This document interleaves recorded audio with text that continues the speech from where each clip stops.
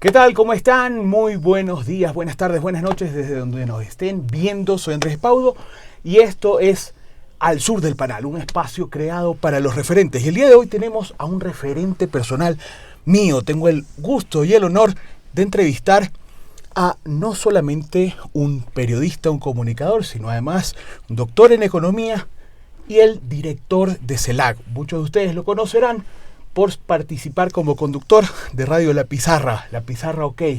Pero el día de hoy está en Ecuador, aquí en las instalaciones que nos ha prestado Pichincha Universal para hacer esta entrevista. Bienvenido, Alfredo Serrano Mancilla. Qué gusto tenerte con nosotros. Bueno, es lindo estar en Ecuador, es lindo estar en Quito, es lindo compartir con La Colmena porque siempre le tengo mucho cariño desde hace mucho tiempo, así que nada, aquí para conversar un ratito. Alfredo, la primera pregunta que te voy a hacer es ¿qué significaría en este momento, bajo una perspectiva regional, digamos global, un posible triunfo de la Revolución Ciudadana en segunda vuelta? Posible, eventual. Hasta el domingo no lo sabremos. Hay mucha mirada puesta en lo que vaya a ocurrir en el Ecuador. En términos geopolíticos, siempre ha sido muy importante el proceso de transformación conducido por la izquierda ecuatoriana, por la Revolución Ciudadana, por Rafael Correa, y creo que además se precipitaron en el Ecuador aspectos que luego se han venido debatiendo en la región, por ejemplo el tema de la sucesión, con el caso de Lenín Moreno, la traición de un presidente que nace de las filas de un proceso y acaba conduciendo el país hacia un lugar neoliberal. Todo lo que ha tenido que ver con la persecución judicial contra los líderes y lideresas de la Revolución Ciudadana. También se dieron los primeros pasos en el Ecuador y luego se reprodujeron en buena parte de la región. Como la dificultad que tiene el neoliberalismo para dar estabilidad.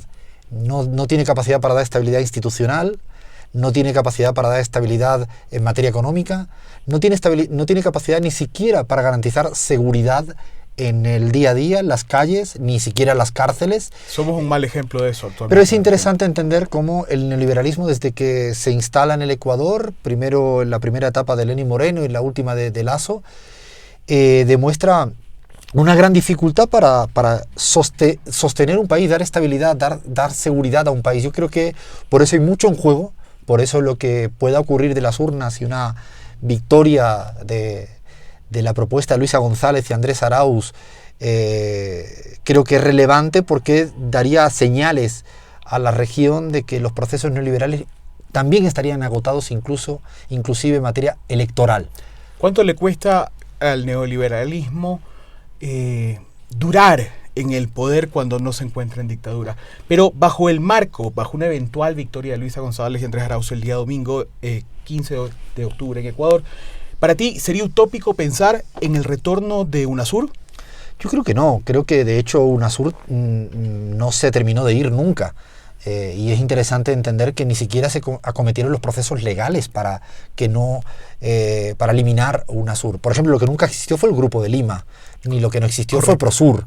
Lo que sí existió fue UNASUR, ha existido, y de hecho hoy en día hay grandes avances por parte de Brasil, por parte de la Argentina, por parte de Colombia, de Petro, que están avalando, y efectivamente en un lugar donde tuvo su sede con gran importancia, la victoria de la fórmula Luisa González Andrés Arauz garantizaría, yo creo que como proyecto de inserción en el mundo, porque lo de UNASUR además hay que entenderlo como un espacio donde podrían participar los gobiernos de diferentes ideologías. Siempre fue así, y su potencialidad, por eso era un poco, diría yo que extraño, por no llamarle antidemocrático, a que los gobiernos de derecha no quisieron aniquilar una institución que donde podían convivir, y convivieron de hecho, gobiernos de derecha como el conservador colombiano en su momento, con el correísmo acá. Por lo tanto, me parece que es interesante, porque es interesante a nivel global. Es muy importante que la región tenga mecanismos para insertarse en el mundo, si no, es difícil la lucha, yo le llamo darwinista,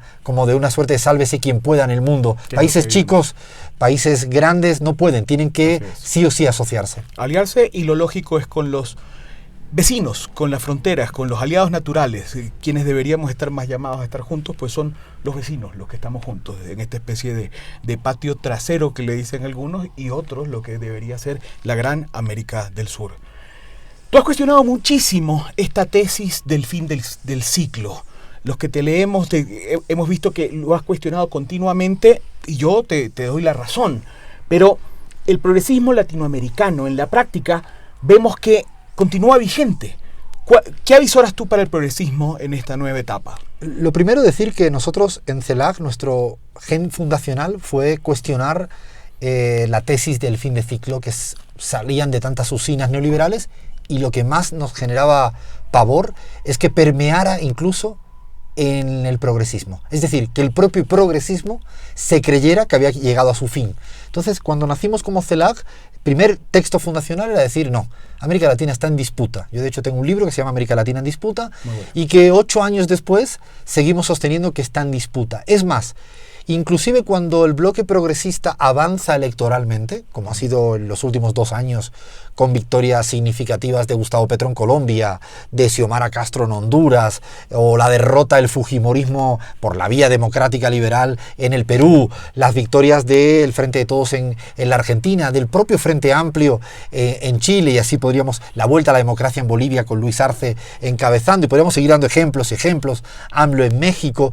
A pesar de los avances del progresismo, tampoco podríamos suponer que se había acabado las fuerzas conservadoras en la región. Por eso sostenemos que siempre hay una disputa que tiene un plano electoral, que tiene una disputa en el plano de sentidos comunes, y yo creo que esa es la parte más interesante. No solo es quién gana las elecciones, sino es cómo se mueven los sentidos comunes de un país o de una región. Te pongo un ejemplo muy concreto. Hoy en día, si tú preguntas en toda América Latina al pueblo, a la gente del barrio, de la tiendita, uno a uno, y le dice, ¿usted está de acuerdo en que las grandes fortunas paguen impuestos? Sí. La mayoría, pero lo mires con encuestas, con Focus Group, con Latinobarómetro, con la POU, con las encuestas de CELAC, la gran mayoría de la ciudadanía latinoamericana te dice sí. ¿Estás de acuerdo en que se liberen las patentes para una vacuna o para cualquier tema de medicamento? La gente te dice sí. ¿Te dice que el Estado garantice el tema de la educación y la sanidad? Te dice sí.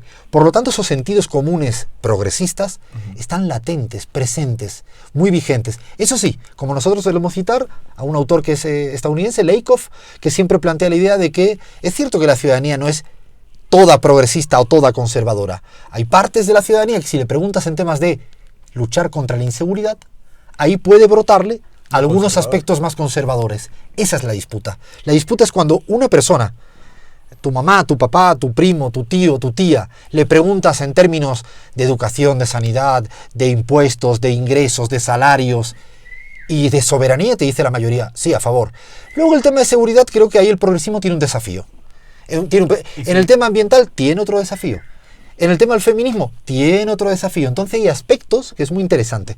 Como el progresismo no le puede dar la espalda a aspectos que afectan a la cotidianidad y que hay que afrontarlo para que la disputa sea siempre más a favor del progresismo y una victoria electoral acabe teniendo un correlato de victoria política. Correcto. En este sentido, en esta disputa de Estado versus mercado, que todo el mundo dice es tan difícil que la gente en algún momento se incline hacia el Estado y deje de ser seducida por estas acciones del mercado. ¿Has sentido tú que esta nueva ola progresista se ha inclinado un poco más hacia la centroizquierda, centro-centro, por lo menos en su comunicación? Yo creo que es heterogénea la nueva ola progresista, y entonces me cuesta mucho como encasillarla y estigmatizarla como si fuera monolítica. Y si uno escucha, y además es de los procesos que más trabajamos, el proceso colombiano y el proceso mexicano, al mando de la 4T y Morena, liderado por AMLO y ahora por la nueva candidata presidencial Claudia Sheinbaum, o en el caso del pacto histórico de la Colombia humana, liderado por Petro y por Francia Márquez. Son dos procesos de la nueva ola, si le quieres llamar, ¿sí? Y en cambio están a la vanguardia de la discusión de la izquierda latinoamericana y global. Están a la vanguardia. Ahora bien, hay otra izquierda que, si miras el Frente Amplio chileno, con Gabriel Boric a la cabeza, donde seguramente tienen una mayor dificultad de identificar cuál es su horizonte político. Y por eso es a veces una combinación más indescifrable. A veces es un paso hacia un lado y otro paso hacia el otro lado. A veces es un sentido, yo diría que incluso hipócrita de la moderación. Hay un término que a mí me gusta mucho de Stiglitz, que siempre plantea que cuidado con los fanáticos del centro. Porque el centro es un lugar que no existe. ¿Sí? Porque al final, ¿de qué depende el centro? De los puntos extremos. Hay un centro en Estados Unidos, puede estar más escorado hacia un lado, y el centro en Bolivia está escorado hacia el otro lado. Por lo tanto, es cierto que hay algunos nuevos progresismos que no saben todavía, yo creo que están como en pulsión, en discusión, en resignificación de hacia dónde van, y algunos más se orientan a que cuando le viene el capitalismo con todas sus herramientas, se escoran hacia el centro, se convierten en conservadores, no saben bien qué decir, le faltan valentía, que es una cuestión y a veces autenticidad. Para mí son dos pilares fundamentales. Pero si en cambio tú miras a Colombia, y Gustavo Petro desde el primer minuto hizo una reforma tributaria, primer día, pero ha dicho voy a hacer una reforma laboral, una reforma del sistema de pensiones. Es que el propio AMLO le ha dicho a los Estados Unidos de América, por acá no se vaya a meter en los temas judiciales ni electorales. A las eléctricas le ha dicho esto debe ser del Estado. Ha renacionalizado ciertos sectores determinantes como Pemex. Por lo tanto, yo creo que hay que diferenciar. Yo me fijo mucho en estos procesos que creo que a veces desde América Latina, no sé por qué, no terminamos de entender bien o mirar bien el aspecto y quedarnos solo con el caso chileno, que ciertamente, o el caso argentino en los últimos 4 años, que ha tenido más dificultades. Yo creo que es interesante partir de la hipótesis o de la tesis que es heterogéneo.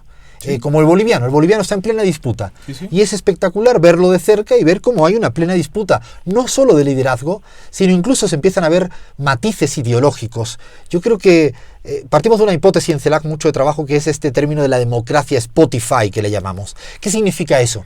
Que cada vez hay más partidos y cada vez está más fragmentado todo. Correcto. O sea, en el Ecuador, sí, en Perú, en Chile, en Argentina, en Colombia, en Bolivia, cada día hay más fragmentación y cada día hay más volatilidad de afinidad del ciudadano con el partido.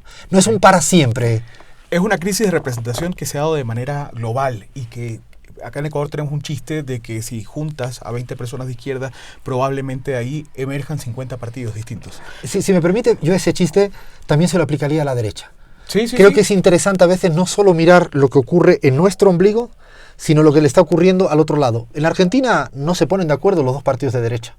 Correcto. Pero aquí en el Ecuador, en la primera vuelta, iban fragmentadísimas todas las alternativas de derecha. Todas. 7. Salvo una, 7. Todas eran de centro derecha o de ultraderecha. Desde Topic, pasando a Herbas, hasta incluso me atrevo a decir que Yacu Pérez. Todos iban desde el centro hasta la derecha.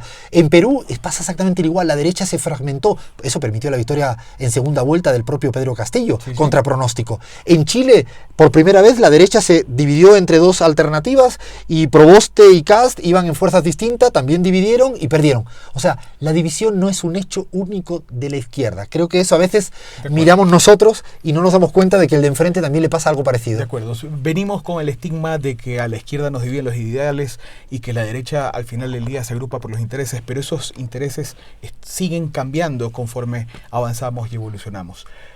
Vamos a hacer un pequeño corte y regresamos de inmediato con Al Sur del Panal con Alfredo Serrano Mancilla.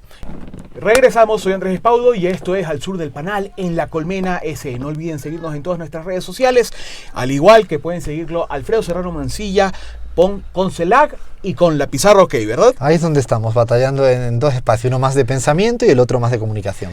Pero es que si no se piensa lo que dice...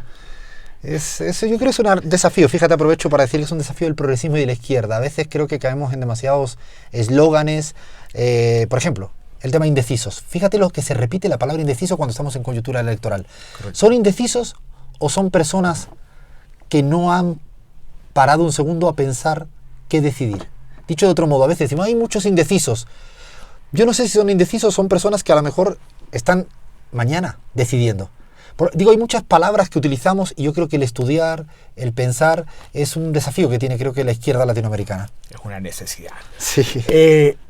¿Cómo ves tú desde afuera digamos, cambio en el balance de las fuerzas con respecto al movimiento indígena, que sin lugar a dudas en Ecuador ocupa una votación importante, una representación de una población importante y además tiene la característica de ser una organización política sumamente organizada, horizontal y responsable.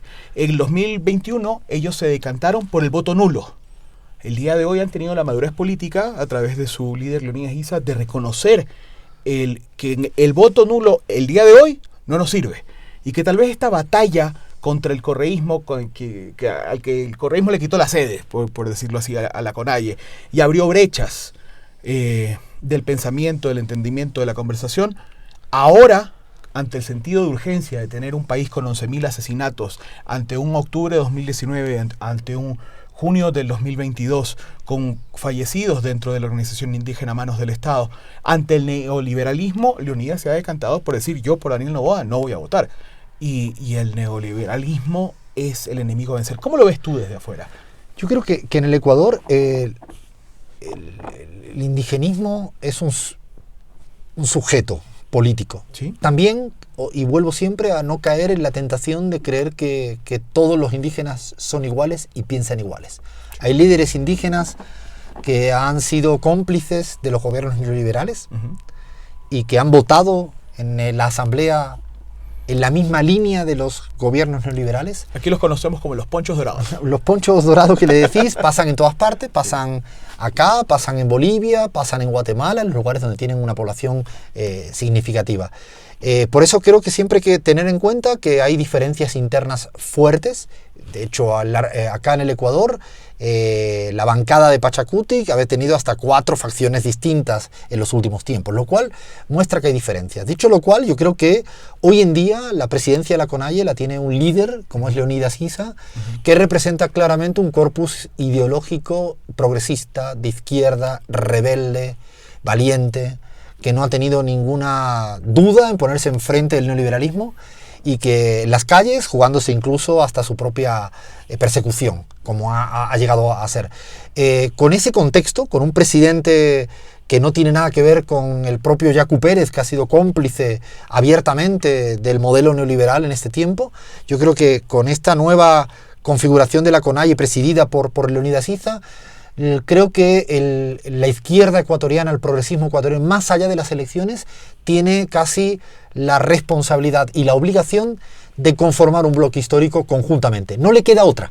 No tiene otra alternativa. Esa era mi siguiente pregunta. Y de hecho es que no tiene otra alternativa. No si tiene. ¿Tú creías que el acercamiento era coyuntural ante la urgencia o existe la necesidad real de un entendimiento a largo plazo? Solo tendrá consecuencias electorales cuando exista una conjugación, una suerte de encuentro de puntos que creen que son consensos y conformen una suerte de bloque histórico a pesar de sus diferencias, porque yo no tengo duda en que el correísmo y este nuevo sujeto o este sujeto encabezado por Leonidas van a tener, y hasta está bien que tengan diferencias. Yo cada día le tengo menos miedos a las diferencias y en las discusiones políticas, no pasa nada, pero a lo mejor si empiezan a explorar, y yo creo que es un esfuerzo de las dos partes como responsabilidad política, y empiezan a explorar dónde están los puntos de encuentro. Si no quieren un Ecuador gobernado y confeccionado con un modelo financiarizado basado en la banca, o si no quieren que sea agroexportador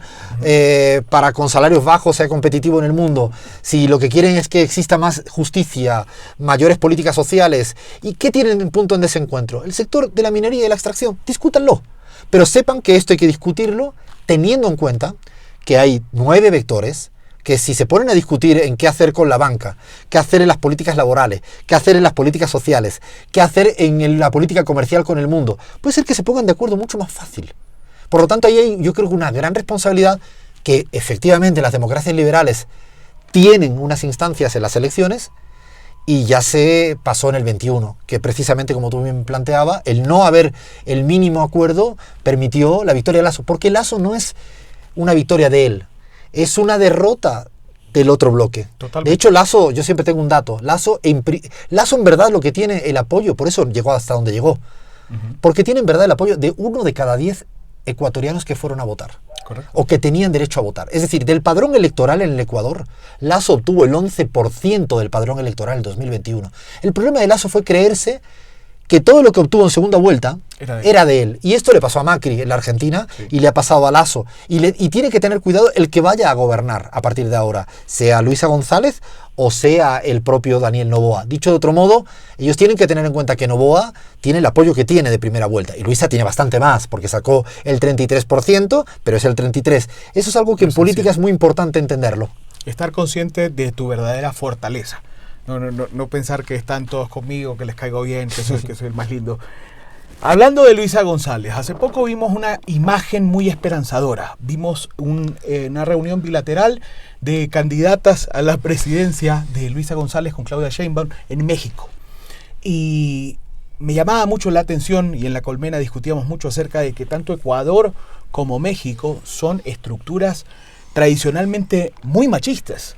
Se viene realmente en el 2021, ya 2023, ya estamos a casi un cuarto del siglo avanzado, la posibilidad de que estos países eminentemente machistas cuenten con su primera presidenta mujer elegida en urnas. Yo creo que sí o sí, se lo digo a todos los que tengan una idea machista, los que todavía defienden el patriarcado, sí o sí, las sociedades sí o sí van a terminar con esa lacra que es el machismo y el patriarcado. Sí o sí, están condenados. Uno será dentro de 6 meses, dentro de 3 años, de 5 años. Es imparable. La ola de la equidad es imparable. Es irreversible. Es como en la historia ha habido tantos momentos de todo tipo, de los avances tecnológicos como los avances en derechos. Hay algunos que son imparables. Este es imparable. El caso mexicano es muy interesante para poner como contraejemplo. Claudia Sheinbaum se sometió al intento de discutir quién salía en las primarias para ver la candidata presidencial dentro de Morena. Y si no lo saben en el Ecuador, allá se hace a través de encuestas en todo el país. O sea, no vota solo en las primarias. Uh-huh. No hay ni dedocracia ni votación interna. Es encuestas, se hacen 5 encuestas en todo el país. Y el principal rival era un hombre además con trayectoria, que era Marcelo Ebrard, el canciller. Una sociedad machista, si hubiera sido decantada por la cuestión de género, se hubiera volcado hacia Marcelo. No. En todas las encuestas, Claudia Sheinbaum le ganó con una diferencia de más de 10 a 15 puntos a Marcelo Ebrard. Me voy al caso argentino. En Argentina a lo mejor hubiera sido inimaginable que la centralidad política y la que ha sido 8 años presidenta y 4 vicepresidentas se llama Cristina Fernández de Kirchner. En Honduras, ¿un país más machista que Honduras existe? Difícilmente. Sería Centroamérica, estaríamos hablando. ¿Quién ha sido la presidenta? Xiomara Castro. Correcto. O sea, yo creo que Luisa González, como candidata presidencial, refleja también la importancia que tiene una mujer hoy en día en la sociedad y en la política. Pero no solo me quedo con que es una mujer, porque si no también sería un poco maniqueo mi análisis. Es una mujer con una biografía de una persona que ha sabido sortear muchos obstáculos. Y yo creo que si uno mira hoy en día a la candidata Luisa González, si yo tuviera que destacar un rasgo, entre otros en términos más tradicionales, ideológicos, es que tiene una fuerte impronta humanista y además tiene algo que para mí es fundamental para poder llegar a ser presidenta, y es ser valiente, no tenerle miedo a nada ni a nadie. Y creo que en el caso de Luisa González, si uno la analiza, inclusive los que están en contra de ella, creo que no le pueden cuestionar su valentía y su humanismo. De acuerdo. Continuando con el tema de Luisa González, Luisa profesa abiertamente su religión. Ella es cristiana evangélica, creyente. Ha tenido distintos momentos a lo largo de la elección donde dice que cuando se le movía la boca en el debate era porque estaba orando. Yo, por ejemplo, no soy muy creyente, pero respeto mucho. Esto a su vez ha generado una especie de conflictos con ciertas alas del progresismo que la catalogan como una mujer antiderechos, a lo cual ella ha respondido que los derechos ya están concedidos y que los derechos no pueden retroceder, pero que ella profesa su religión y no tiene por qué negarlo. ¿Te parece a ti que este neopentecostalismo afecte de alguna manera o que sea un factor gravitante durante la elección que pueda darle a ella la capacidad de captar el voto de la comunidad evangélica, que en Ecuador es grande, sin apartar al voto progresista? Yo creo que no se va a ordenar las elecciones en base a ese criterio religioso, más allá de que ella haya declarado abiertamente. Primero, creo que tiene una virtud, y es no esconder sus convicciones religiosas. Yo le agradezco mucho a cualquier candidato a cualquier persona que no esconda. Yo abiertamente soy ateo y respeto muchísimo esto porque además pienso en mi papá y en mi mamá. Y son fuertemente religiosos. Correcto. Y yo de hecho le haría también al progresismo una interpelación que piensen en sus padres, en sus tíos, en sus abuelos, en sus abuelas. Porque me parece que tenemos que ser muy respetuosos al respecto de esto, siempre y cuando luego a la hora de gobernar se respete que se trata de un Estado y un gobierno laico, donde no se va a discriminar por pertenecer a una u otra religión, a diferencia de lo que está pasando en la Argentina, donde Javier Milei ha cuestionado frontalmente al máximo exponente del catolicismo, al Papa Francisco. Yo creo que el caso de Luisa, a mí me parece que es probable que a buena parte del progresismo nos resulte quizá menos común en los lugares donde nos movemos, pero me parece que lo ha hecho abiertamente, lo ha hecho transparentemente. Me parece que además también creo que la religión en el Ecuador no creo que sea tan ordenadora de los votos, ni a favor ni en contra. Hay una palabra, y te la digo medio de broma, con mucho respeto, que aprendí cuando vivía en Quito, que creo que eran los curuchupas, ¿no? Sí. En cada país existe la suya. En España también tenemos la paralela. Lo que te quiero decir es que las sociedades fueron fuertemente también colonizadas por la religión católica cristiana. Ahora hay otra ola que trabaja el evangelismo, donde tiene más impronta en Centroamérica, en algunos lugares de la región. A mí me parece que en tanto haya respeto, y creo que Luisa ha manifestado permanente respeto con cualquier otra religión, no creo que sea tan determinante. No sé, en Bolivia tuvimos un candidato evangelista, el coreano, y quedó el cuarto. O sea, no creo que al final se explican las cosas de manera más compleja. Sí, ese clivaje puede que no defina la elección. Para mí el clivaje más importante de esta elección es la continuidad o el cambio, incluso más que izquierda de derecha.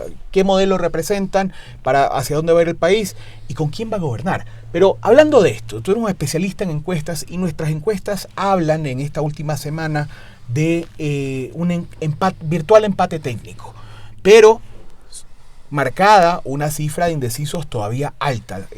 Los menos optimistas hablan del 15%, los más optimistas hablan del 21-22% de los indecisos. ¿Estamos condenados en Latinoamérica a vivir a merced de la dictadura de los indecisos? Dos cosas. Una, yo creo que las encuestas en el Ecuador, voy analizándolas, no hemos hecho encuesta propia en CELAC, en otros países sí hacemos. Las encuestas las miramos todas, las miro con mucha prudencia, y creo que hay una gran dispersión de encuestas, una gran dispersión. Es como si te vas a la tiendita de la esquina y le quieres una a favor de Luisa de 10 puntos, te la da. Y si vas a la esquina del enfrente y le dices, me da una de Novoa de 8 y te la da. Me da una de empate y me la da. En primera vuelta acuñamos un término en Ecuador que es la encuesta a la carta.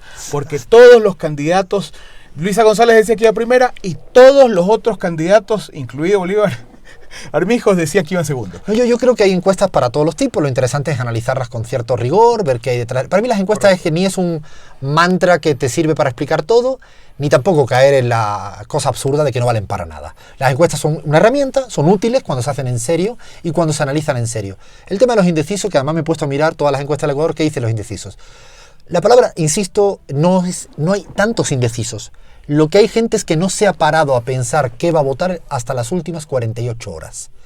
Eso es una persona distinta. Un indeciso es el que está pensando todo el tiempo. Indeciso. Sí. Ese es un indeciso. El que empieza, ¿qué hago? ¿Qué no hago?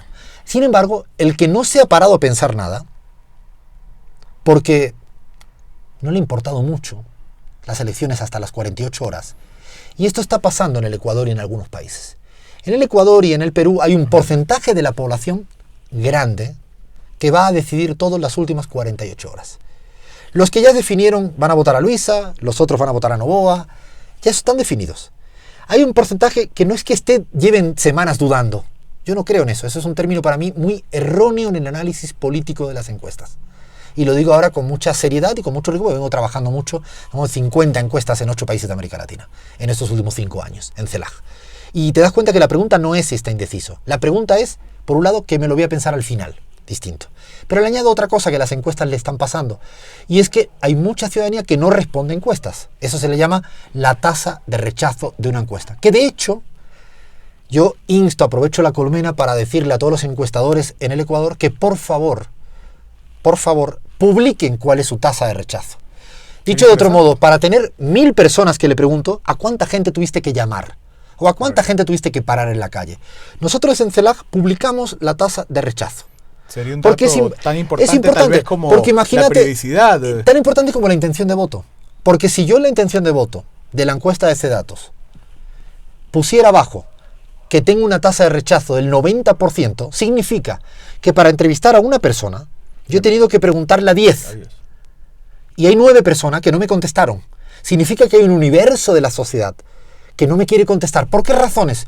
Puede ser por miedo, puede ser por vergüenza. Eso te iba a decir. Puede ser porque no le da la gana. ¿Entran ellos en el voto vergonzante? Hay de todo. Es complejo ese universo y además se viene estudiando en la academia. Nosotros venimos estudiándolo, se viene estudiando hace años.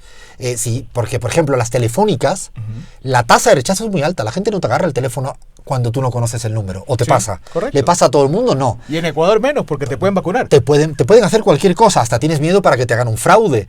O incluso en países donde la inseguridad es tan grave como en este país, tú tienes miedo de pararte en la calle a alguien que te va a preguntar cuántos votos tienes. Por eso hay que ser prudente. Yo recomiendo, es casi una cuestión de recomendación de salud pública para la democracia. Es decir, cuáles son las tasas de rechazo. A partir de ahí, por eso yo creo que hay que verla. Yo creo que ha habido un cambio de tendencia. Está ahí, hay valores de todo tipo. Soy muy prudente y mañana seremos más listos todas y todos, el domingo. Lena, mencionaste una palabra importante en otra acepción de la palabra, que es el fraude. Las elecciones en Ecuador nunca han estado exentas de las suspicacias del fraude. Por eso Revolución Ciudadana es uno de los pocos partidos que se ha encargado de elaborar toda una estructura de control del voto, de seguimiento de las actas, de tomar fotografías, de subirlas a una nube, y de hecho obtienen sus resultados incluso antes que la publicación del CNE. Prueba de eso es que cuando en las elecciones de segunda vuelta con Andrés Arauz y Guillermo Lasso, Correa salió a aceptar la victoria al día siguiente, a lo cual a todo el mundo le llamó la atención. Pero lo que no nos deja de llamar la atención es que siempre los otros candidatos vienen trabajando este concepto de instalar el fraude. Acá tenemos una multiplicidad de voces que están hablando del fraude, de que el CNE es correísta, cuando en realidad este CNE, con todo el respeto, es lo menos correísta que puede haber. ¿Qué opinas tú como demócrata, como estudioso de las democracias y de la política, de esta manera de tratar de posicionar esta idea de que me van a robar la elección una vez más? Lo primero es casi suponer que es ciencia ficción que la persona que está proscrita tenga fuerza para manipular el Consejo Nacional Electoral. Es como ridículo, estúpido, absurdo, no creíble que se pueda ahora crear un marco de que el correísmo tiene capacidad de incidencia en un fraude electoral cuando, insisto, su principal líder está proscrito y no puede presentarse a las elecciones por proscripción, por persecución y demás. Entonces, eso es ridículo. Lo segundo que yo creo es que el CNE tiene, yo creo que una alta responsabilidad el domingo, primero, en no precipitar resultados con un bajo escrutinio y además con un bajo escrutinio muy desbalanceado territorialmente. Porque los marcos son muy importantes. Y si el CNE precipita un resultado electoral con el 10% del escrutinio y sale publicándolo, cuando al final hay más votos de un determinado territorio, correcto, que vota más a uno u otro, y aquí no estoy ni siquiera siendo sesgado a favor de nadie, sino por quien fuere, centro. Lo interesante es que tengan la prudencia y el respeto democrático, institucional, de esperar, de ser paciente. Lo segundo es el tema de las exit poll y el juego de resultados que hay cuando se cierran los colegios electorales, que salen también precipitadamente. Yo también sugeriría que fueran igualmente prudentes, ¿no? Y hasta que no se cierre el resultado electoral, deberían de respetar toda la fuerza. Hay misiones electorales que esperemos también que velen por la garantía de que se transmiten, que incluso el mecanismo de transmisión, el software de transmisión sea escrutado, pero que se escrute tantas veces como sea necesario. O sea, cuanto mayor transparencia, mayor democracia, ¿no? Correcto. En la primera vuelta tuvimos el caso de que se repitieron las elecciones telemáticas porque se interpretó legalmente que podía ser un intento de la supresión del voto, que solamente el 1% del padrón del extranjero pudiera votar. Y el CNE aceptó y finalmente se van a repetir esta elección. Pero en febrero, las seccionales de febrero, del 5 de febrero, tuvimos un caso excepcional en que los exit poll publicaban encuestas boca de urna que manifestaban un 20% de diferencia con la realidad. De hecho, tuvimos a medios como La Posta, proclamando a Cintia alcaldesa, a Susana prefecta, y que había ganado definitivamente el sí en la consulta de Lasso. Es un riesgo al que tenemos que enfrentarnos en Ecuador. Mis dos últimas preguntas, ahora sí. Vamos cerrando. Muchísimas gracias por haber sido tan generoso con tu tiempo. Una de las preguntas es, esta elección, particularmente en Ecuador, ha sido la más violenta en términos de atentados en contra de candidatos, con el asesinato de Fernando Villavicencio, con distintos candidatos asesinados, otros que han sufrido pues intentos de asesinato o atentados. Y desde 1978, con el asesinato de Abdón Calderón Muñoz, no teníamos este caso en Ecuador. La violencia se ha tomado las calles, pero también se ha tomado la política. En la primera vuelta, el asesinato de Fernando Villavicencio surtió una especie de golpe de efecto. Y en la segunda vuelta también hemos visto varios intentos de golpes de efecto con revueltas carcelarias, asesinatos en cárceles, incluso los vinculados al asesinato de Villavicencio. ¿Cuál es tu lectura desde lejos de todo esto que está pasando en Ecuador con la violencia inmiscuida en la política? Hay una cosa que a mí me llama la atención, que es, hay muchas reglas para que se realice una elección. Por ejemplo, hay una veda de publicación de encuestas, sí. No se puede beber alcohol, lamentablemente. Hay un montón de condicionamientos. Sin embargo, puede haber un asesinato y no pasa nada. A mí me llama poderosamente la atención cómo la democracia es muy respetuosa de determinadas reglas para que exista una suerte de hábitat en el cual la gente pueda ir a votar en cierta libertad. Sin embargo, hay un muerto, un asesinato de un candidato, no de uno, de muchos candidatos. A mí me sorprendió ver el cierre de campaña de Luisa González y Andrés Arauz con chalecos antibalas. Me supuso un impacto muy fuerte. Correcto. Muy fuerte, porque en el Ecuador yo nunca había visto ese nivel de imagen electoral, ¿no? Daniel Loao fue el debate con chalecos. Bueno, todo ese tipo de cuestiones a mí me resulta... Claro, ahí yo creo que la democracia tiene un reto, un desafío, y es de repensar bajo qué condiciones se puede votar y bajo qué condiciones no se puede votar. Igual, y lo digo con mucha responsabilidad, cuando hay asesinatos, muertes, yo me pregunto, ¿es un hábitat en el cual uno puede ejercer el derecho libre al voto? El miedo desde los candidatos, candidatas, el miedo de la ciudadanía, porque hay territorios donde la gente está teniendo miedo para ir a votar a las escuelas, sí, a los colegios. Por supuesto. O sea, no solo hablo de las candidaturas, sino de la gente a pie. Y luego otra reflexión con respecto al tema de la... A mí me llamó para bien la atención, eso, confío mucho en el pueblo ecuatoriano, que a pesar de todo esto, yo me quedé con un dato en primera vuelta. Fue la participación más alta en primera vuelta de los últimos 30 años. Es decir, la gente, ante la violencia, va a votar. Correcto. Y eso me pareció importante, de que la sociedad ecuatoriana, había mucha zozobra y lucubración. Correcto. Y yo leí mucho análisis precoz que decía iba a haber una gran abstención y se iba a caer mucha la participación. Fue lo contrario. Entonces todavía le tengo una confianza de que el pueblo ecuatoriano acuda a votar, soportando tanto miedo, tanta inseguridad, pero es muy, en el fondo es la consecuencia de 6 años donde ha permeado la inseguridad a niveles insospechables. Y la democracia no es un trofeo que está escondida en un armario. La democracia hay que cuidarla, hay que regarla, hay que limpiarla, hay que reciclarla. Por lo tanto, 6 años tan duros de inseguridad han asediado a la democracia en el Ecuador. Y a mí me parece que esto es una reflexión para el próximo gobierno, es un desafío que tienen la sociedad, el gobierno y los gobiernos seccionales en este país. Y ahora sí, la última pregunta, y la pregunta que todos mis compas estaban esperando en La Colmena.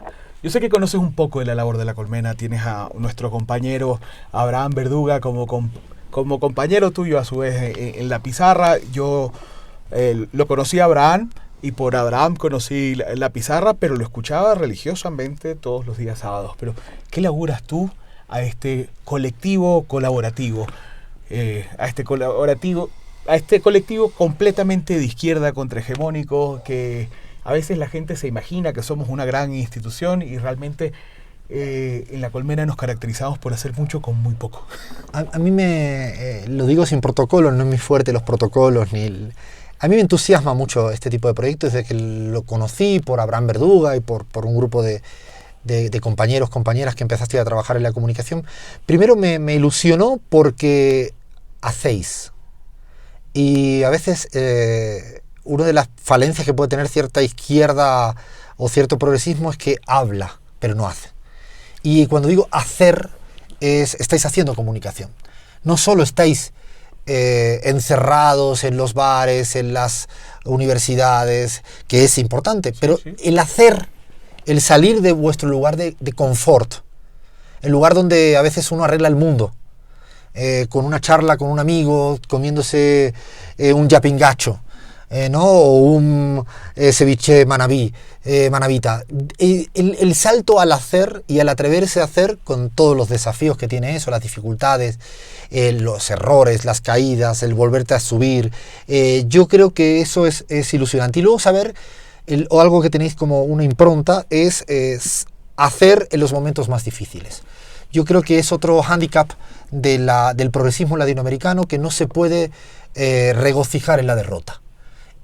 Pongo una anécdota para cerrar, que para mí es como muy determinante. Cuando se dio el golpe de Estado en Bolivia contra Evo Morales, salen en avión, se van a México. Tuve la suerte de estar con Evo a los pocos días, con Evo y con Álvaro García Linera en México.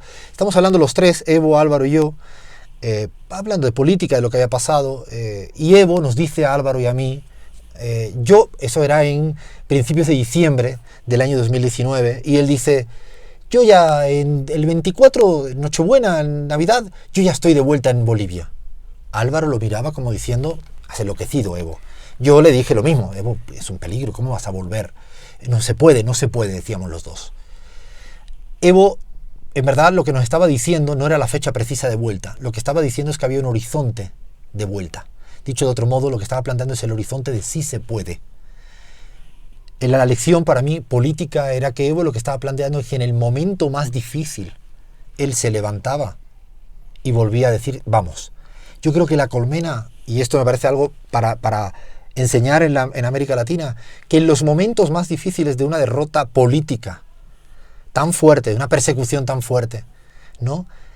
Supisteis ponerse de pie y empezar a trabajar, y la verdad que por eso me parece un proyecto muy para mimar y para cuidar. Una de las frases más hermosas de la izquierda latinoamericana es precisamente esa pronunciada por Álvaro García Linera, eso de luchar, vencer, caerse y levantarse hasta que se nos acabe la vida. Ese es el camino que escogimos, ese es nuestro destino. Muchísimas gracias por estar aquí en La Colmena. Un saludo a todos ustedes que están en casa, y La Colmena va a continuar llevando las discusiones de Cafetín a la sala de su casa. Chao, muchas gracias. Gracias a ti.